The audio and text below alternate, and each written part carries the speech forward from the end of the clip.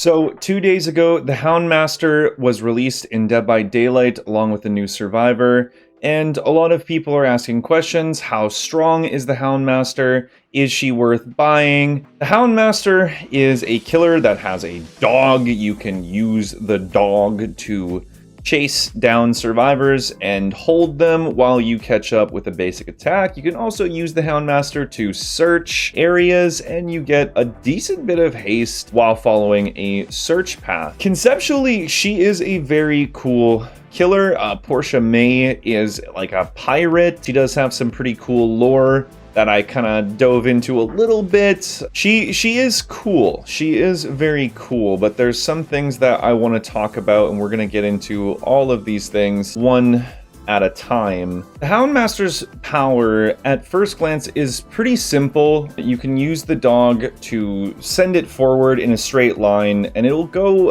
a decent distance, which you can increase with add-ons.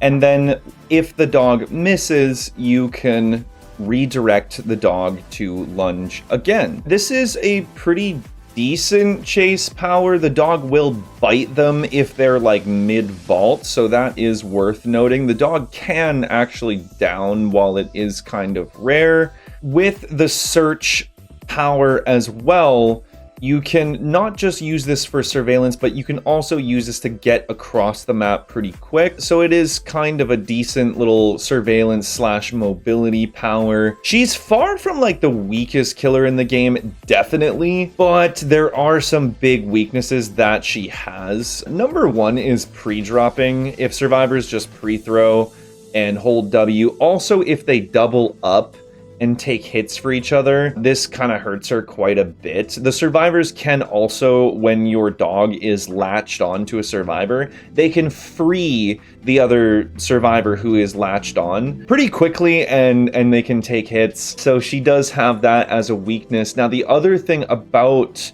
the Houndmaster that does hurt her is when survivors can break line of sight. I did a match on Larry's Memorial Institute, and it pretty much felt like I didn't really have a chase power. So it on certain maps, it really doesn't feel good. That being said, though, she can actually be pretty strong.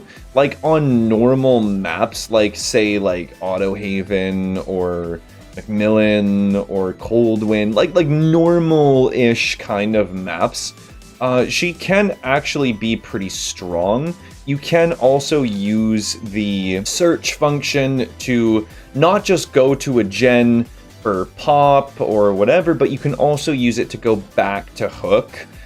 So she can tunnel pretty hard, but given the new shoulder the burden meta that has just entered the game, this is not really as viable even. So, you know, introducing a killer who can tunnel pretty hard when we've also just introduced one of the strongest, if not the strongest, anti-tunneling perk into the game is, like, you know, kind of interesting. She has little bits of like many different killers. She feels a little bit like Wesker. She also feels like Slinger a little bit.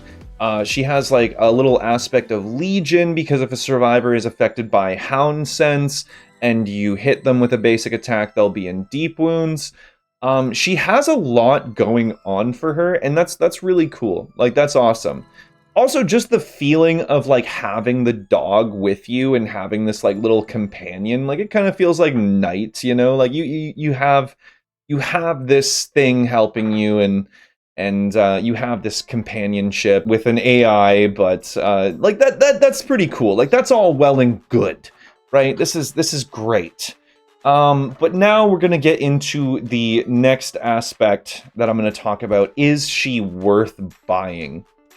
So this is kind of a loaded question, because, you know, we kind of have to cover some bases. Like, is she worth buying? Well, that depends. Like, that depends on, you know, what you're willing to put up with, what you like about her, and all of that, right? So,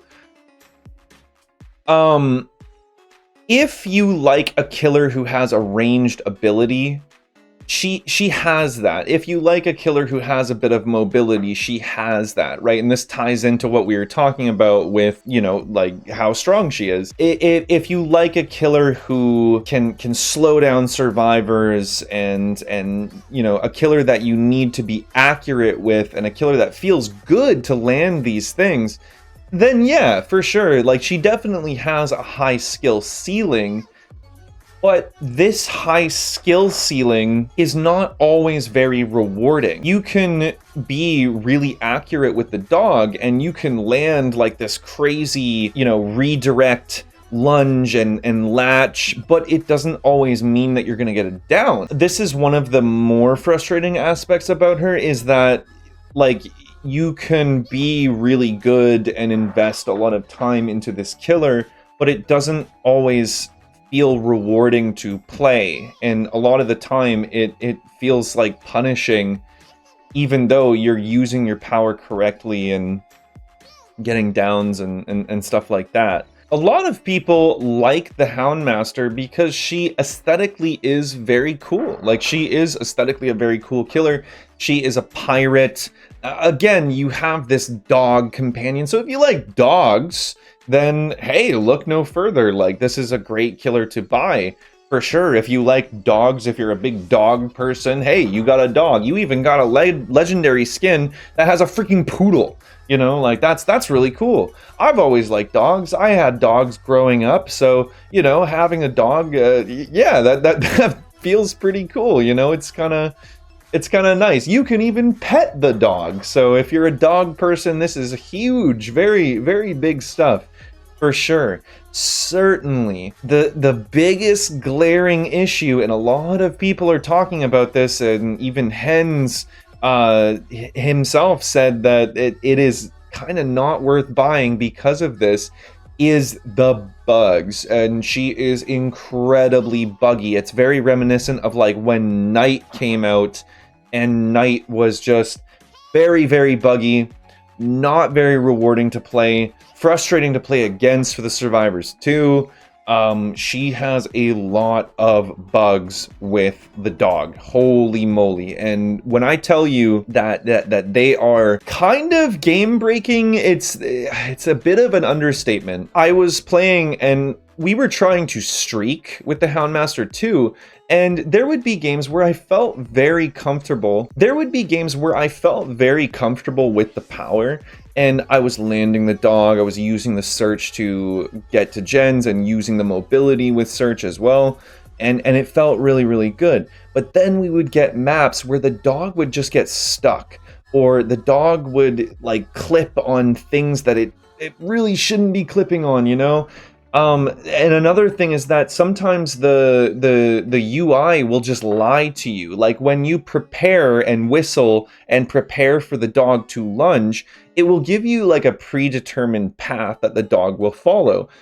And this sometimes will straight up lie to you. It will tell you that the dog is going to run this distance, and then it will start running this distance and get caught on like very small things. And this is frustrating because it's you know, it's telling you that it can do this thing and then it can't do this thing. And this is bad enough because, you know, you won't land it when you think you will. And this is just one thing.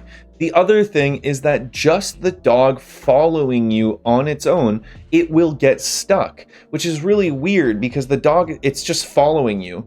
But we did a game on Haddonfield, and I'll show you the clip here, where I fell out of the two-story, like the second story of one of the houses, and the dog was just stuck in midair for like 2-3 minutes.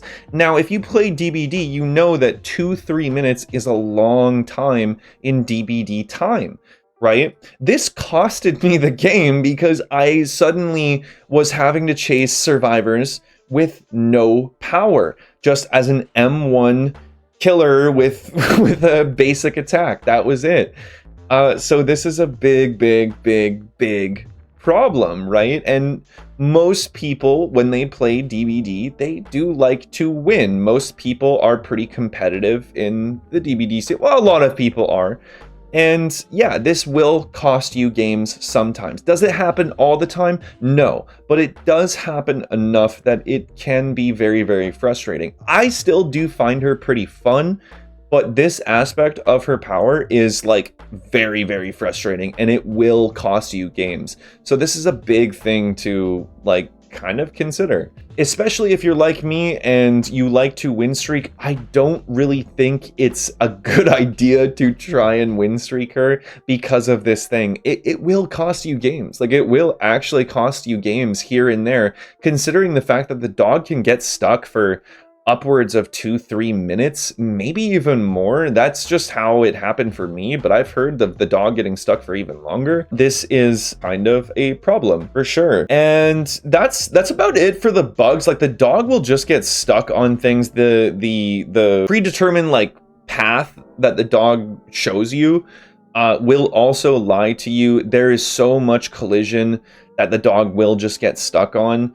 So this is definitely something that you want to consider. It will most likely get better with time. I'm sure that they're already aware of these bugs. So if you like the killer, but you also want to win, like, maybe hold off a little bit until they fix her. If you are more of a casual player, and you like the lore, you like the aesthetics, you just want to have a dog, then absolutely, like, go for it. Like, definitely buy her, for sure. She is cool, and she can be really fun, too. But definitely be aware, the bugs are really, really bad. So the final thing that I want to talk about regarding the Houndmaster is, where would I place her on a tier list? And that is kind of a loaded question. Personally, I would probably place her like low B right now, and that's just because of like these bugs, the map kind of reliance. Like, she is really bad on Larry's and even like Midwich, which is usually a good map for killer. It doesn't always feel too good on her because they just break line of sight. The dog gets stuck on random objects and stuff like that. So any killer who has like these big kind of map weaknesses, me personally, I have to dock like a lot of points on a tier list for that. That being said, I do think she is not, like, she's far from the worst killer in the game. So I would personally put her at like the bottom of like B tier, something like that. She can be very oppressive. She can be very strong. She can lock down areas. She can have map pressure and stuff like that. But there's a difference between being able to sometimes have these things and being able to do these things all the time more consistently, like the A tier, S tier roster, who can, you know, kind of generate pressure much more frequently, right? Consistency is one of the biggest things in Dead by Daylight, so yeah, definitely the bottom of B tier. That being said, though, I do actually like playing her. I've been playing this game for a long time, so it's pretty easy for me to like overlook the bugs in the game, you know? And most of the time we just laugh at it. Like, even when the dog got stuck 20 feet in the air, it was still pretty funny to laugh at. And, you know, just look at it, you know, like the what the dog doing? What the dog doing? Like, way up in the air, just stuck. So yeah, I mean, I do like her. I do think that once they kind of clean her up a little bit and fix the bugs, I think that she will actually be a really fun killer to play. And I'm personally excited to see like Houndmaster mains discover new ways to play her that are really strong, and maybe even some really cool game-changing techs like with Wesker and stuff like that. There's a lot of potential that I see with this killer, and I really hope that they can kind of fix the dog AI and fix all the bugs with her soon, because I would love to see that potential sooner rather than later. That being said, what do you guys think about the Houndmaster? Do you think she is fun? Do you like her? Do you think she's worth buying? Let me know down in the comments. If there's any experiences that you've had with the Houndmaster that you like, that you don't like, let me know. Let's talk about it. But thank you guys so much for watching. Be sure to check me out on the Twitch channel. I go live 4 or 5 times a week and would love to see you over there. All right. Take care.